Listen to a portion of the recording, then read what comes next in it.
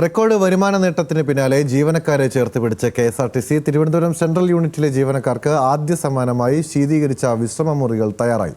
രാജ്യത്തെ ആദ്യ digital locker room സംവിധാനവും ഇന്നു മുതൽ തമ്പാനൂർ ബസ് സ്റ്റേഷനിൽ പ്രവർത്തനം ആരംഭിക്കും.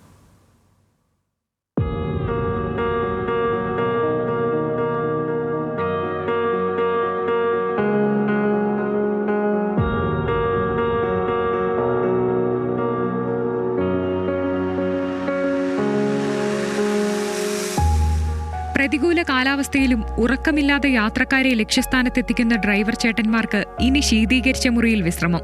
ഒരേ സമയം 40 പേർക്ക് വിശ്രമിക്കാൻ കഴിയുന്ന തരത്തിലാണ് തിരുവനന്തപുരം സെൻട്രൽ സ്റ്റേഷനിലെ ശീതീകരിച്ച വിശ്രമ മുറികൾ ഒരുക്കിയിട്ടുള്ളത്.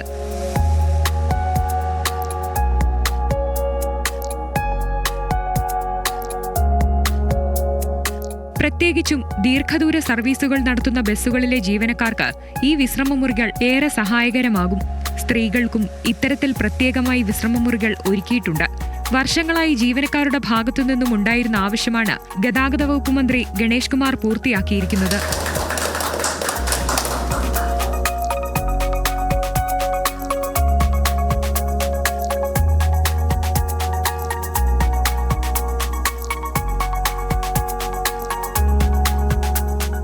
യാത്ര കഴിഞ്ഞ് മടങ്ങിയെത്തുന്ന ക്രൂവിനെ സംബന്ധിച്ച് നല്ല വിശ്രമം, നല്ല ഉറക്കം വേണം.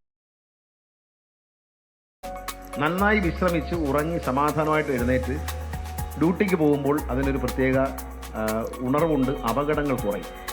2 കാര്യങ്ങൾ: വിശ്രമിക്കാൻ നല്ല സൗകര്യങ്ങൾ ഒരുക്കുകയും മദ്യപാനം തടയുകയും ചെയ്തതിന് ശേഷം KSRTCയുടെ മേജർ ആക്സിഡന്റ് 3-1 താഴെയായി, നേരത്തെ ഉണ്ടായതിനേക്കാൾ 3-1 താഴെയായി കുറഞ്ഞു.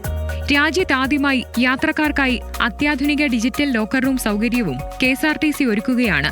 ചെറിയ തുകയിൽ പാസ്വേഡ് സംരക്ഷണത്തോടെ മണിക്കൂറുകൾ സാധനങ്ങൾ ഇവിടെ സൂക്ഷിക്കാം.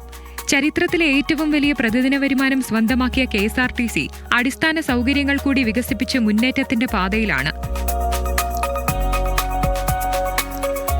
ന്യൂസ് മലയാളം, തിരുവനന്തപുരം.